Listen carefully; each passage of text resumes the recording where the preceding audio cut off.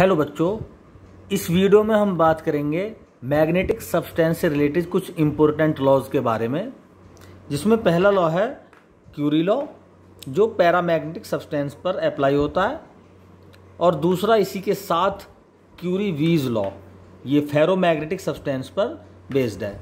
ठीक है, इनमें बस बहुत थोड़ा सा अंतर है और यही अंतर हमें समझना है, और यही डिफरेंस इन दोनों लॉज के बीच में इन दोनों लॉज को अलग करता है। तो सबसे पहले हम डिस्कस करेंगे क्यूरी लॉ। क्यूरी लॉ क्या कहता है कि जो इंटेंसिटी ऑफ मैग्नेटिज्म होता है आई, वो डायरेक्टली प्रोपोर्शनल एच और इनवर्सली प्रोपोर्शनल एब्सोल्यूट टेम्परेचर के होता है।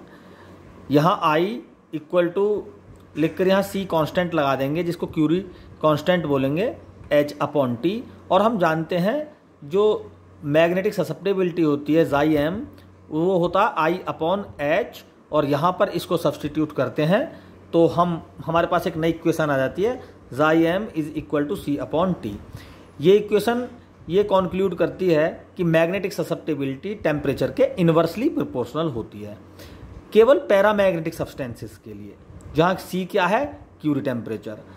तो अगर हम मैग्नेटिक ससेप्टिबिलिटी और टेम्परेचर में ग्राफ खींचें तो कुछ इस तरह के ग्राफ्स आते हैं।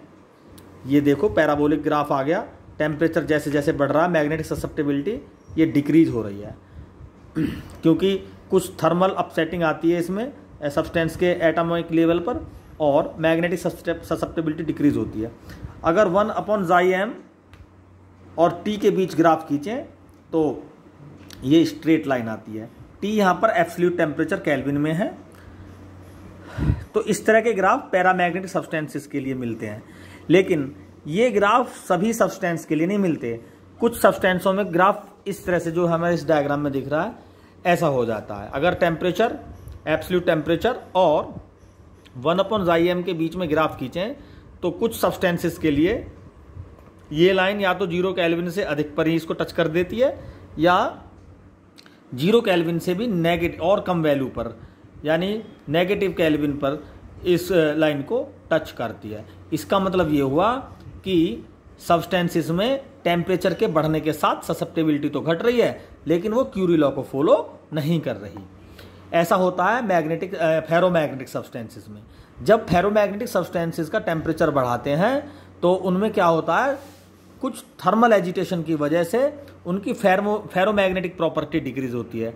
Due to the thermal agitation ferromagnetism decrease according to following graph. इन ग्राफ्स के अकॉर्डिंग उनकी जो फेरोमैग्नेटिज्म है वो डिक्रीज होती है, या हम कहें कि उनकी मैग्नेटिक ससेप्टिबिलिटी डिक्रीज होती है। तो टेम्परेचर के बढ़ने पर मैग्नेटिक ससेप्टिबिलिटी तो फेरोमैग्नेटिक सब्सटेंस की भी डिक्रीज होती है, लेकिन ये जैसे पैरामैग्नेटिक सब्सटेंस में इन्वर्सली डिपेंड करता है जाई एम यानी मैग्नेटिक ससेप्टिबिलिटी और टेम्परेचर, वो फेरोमैग्नेटिक सब्सटेंस में ऐसा नहीं होता। ठीक है, पैरामैग्नेटिक सब्सटेंस में तो जाई एम इन्वर्सली प्रोपोर्शनल टी था। ठीक है, जाई एम, इसको हम लिख सकते हैं जाई एम इन्वर्सली प्रोपोर्शनल टी। ठीक है, लेकिन ऐसा हम इसमें नहीं लिख सकते। टेम्परेचर के बढ़ने पर फेरोमैग्नेटिक सब्सटेंस की ससेप्टिबिलिटी तो घटती है, लेकिन वो जैसा पैरामैग्नेटिक सब्सटेंसेस में डिक्रीज होती है क्यूरी लॉ के अकॉर्डिंग, इसमें ऐसा नहीं होता। इसमें क्यूरी लॉ का फॉलो कब होता है फेरोमैग्नेटिक सब्सटेंस में, जब किसी फिक्स टेम्परेचर पर इनकी ससेप्टिबिलिटी पैरामैग्नेटिक ससेप्टिबिलिटी के बराबर हो जाती है, क्योंकि मैग्नेटिक ससेप्टिबिलिटी फेरोमैग्नेटिक सब्सटेंस की ज़्यादा होती है, पैरा की कम होती है। लेकिन जब टेम्परेचर बढ़ाते हैं तो ससेप्टिबिलिटी डिक्रीज होती है। तो एक टेम्परेचर ऐसा होता है जिस पर मैग्नेटिक ससेप्टिबिलिटी फेरोमैग्नेटिक सब्सटेंसेस की पैरामैग्नेटिक सब्सटेंस के बराबर हो जाती है। तो उस टेम्परेचर पर फेरोमैग्नेटिक सब्सटेंस पैरामैग्नेटिक सब्सटेंसेस में चेंज हो जाते हैं। उसके बाद जब फेरोमैग्नेटिक सब्सटेंस पैरामैग्नेटिक सब्सटेंसेस में चेंज हो जाते हैं, तब टेम्परेचर के बढ़ने के साथ साथ जो उनकी ससेप्टिबिलिटी डिक्रीज होती है, उस कंडीशन में वो क्यूरी लॉ के अकॉर्डिंग ही उसमें होता है। ठीक है, तो नॉर्मल टेम्परेचर पर यानी क्यूरी टेम्परेचर से नीचे, यानी जब तक फेरोमैग्नेटिक सब्सटेंस पैरा में नहीं चेंज हुए हैं, तब तक इनमें थर्मल एजिटेशन की वजह से ही फेरोमैग्नेटिज्म डिक्रीज होता है, यानी हम कह सकते हैं कि ससेप्टिबिलिटी डिक्रीज होती है ना। तो ओवरऑल जो फेरोमैग्नेटिक सब्सटेंस हैं उनको पैरा में कन्वर्ट करने के लिए एक फिक्स टेम्परेचर की ज़रूरत होती है। जब तक वो टेम्परेचर नहीं आता है तब तक फेरोमैग्नेटिक सब्सटेंस पैरा में चेंज नहीं होते और वो क्यूरी लॉ को फॉलो नहीं करते। तो ये ग्राफ कुछ इसी तरह से हैं, ये फेरोमैग्नेटिक सब्सटेंसेस हैं। तो इसमें क्या होता है कि या तो ग्राफ केल्विन से 0 केल्विन से हाई कुछ ज़्यादा टेम्परेचर पर इसको टच कर जाते हैं, यानी पैरामैग्नेटिक में क्या था, पैरामैग्नेटिक में ये और 0 केल्विन पर टच हो रहा था। लेकिन फेरो में क्या है, ये या तो 0 से आगे कुछ मतलब फेरो नहीं कोई और भी सब्सटेंस हो सकते हैं, या तो 0 केल्विन से कुछ आगे या 0 से पीछे पॉइंट पर ये इस लाइन को टच करते हैं। तो क्यूरीवीज ने इसी समस्या को दूर करने के लिए एक नई इक्वेशन थी जो ये है xm = c/t - थीटा। ये थीटा ये वाला स्लोप है, ये एंगल है, ठीक है। इसको तो अगर हम देखे जाएं जो स्लोप है थीटा, ये स्लोप टेम्परेचर को शो कर रहा है यहाँ पर। तो टेम्परेचर है, टेम्परेचर में टेम्परेचर ही डिक्रीज हो सकता है। तो यहाँ पर ये थीटा क्या है, एक स्लोप जो टेम्परेचर को शो करता है, ये एंगल है। और इसके अकॉर्डिंग टेम्परेचर के बढ़ने के साथ साथ मैग्नेटिक ससेप्टिबिलिटी कुछ सब्सटेंस होगी, जैसे फेरोमैग्नेटिक सब्सटेंस, इनकी चेंज होती है। तो ओवरऑल एक फिक्स टेम्परेचर पर फेरोमैग्नेटिक सब्सटेंस पैरा में चेंज हो जाते हैं और उसके बाद क्या होता है, जो मैग्नेटिक ससेप्टिबिलिटी है वो टेम्परेचर के बढ़ने के साथ डिक्रीज होती है क्यूरी के अकॉर्डिंग, क्यूरी लॉ के अकॉर्डिंग, ठीक है। अगर हम दूसरी तरह से समझें इसको तो यहां देखें जरा, देखो 0 केल्विन पर, यहां पर 0 केल्विन है तो 1/xm की कुछ वैल्यू है यहां पर, ठीक है। लेकिन फेरोमैग्नेटिक सब्सटेंसेस के लिए 0 केल्विन पर 1/xm की कुछ वैल्यू ऑलरेडी है, ठीक है। तो हमें क्या करना है, हमें देखो अगर ये 1/xm की वैल्यू 0 केल्विन पर यहां पर आ जाए, ये इस पॉइंट को छोड़कर यहां पर आ जाए ये, तो समझो ये पैरामैग्नेटिक बन गया। इसको पैरामैग्नेटिक बनाने के लिए, यानी इस पॉइंट को यहां पर करने के लिए, इस थीटा को टी जो इसमें है क्यूरी लॉ में टी है, इसको मॉडिफाई कर दिया, ठीक है। जो पैरामैग्नेटिक सब्सटेंसेस के लिए ये लॉ दिया गया xm = c/t। तो इस एंगल को अगर इस टी में से सबट्रैक्ट कर दें तो ये कंडीशन, ये पॉइंट यहां से यहां पे आ जाएगा, ठीक है। यानी ये कुछ टेम्परेचर है, इतना टेम्परेचर रिजर्व रखना है हमें फेरो से पैरा में बनाने के लिए। टी में से थीटा को डिक्रीज करने का मतलब है कि सब्सटेंस को ऑलरेडी इतना टेम्परेचर दे दिया जाए रिजर्व में कि वो फेरो सब्सटेंस से पैरा में चेंज हो जाए। तो अगर हम ये स्लोप के बराबर जो टेम्परेचर है, अगर हम इसको माइनस करते हैं टी में से, तो समझो ये एक ऐसा रिजर्व टेम्परेचर है जो फेरो को पैरा में चेंज करता है। तो यहाँ तक तो ये क्यूरी लॉ को फॉलो नहीं करता सब्सटेंस।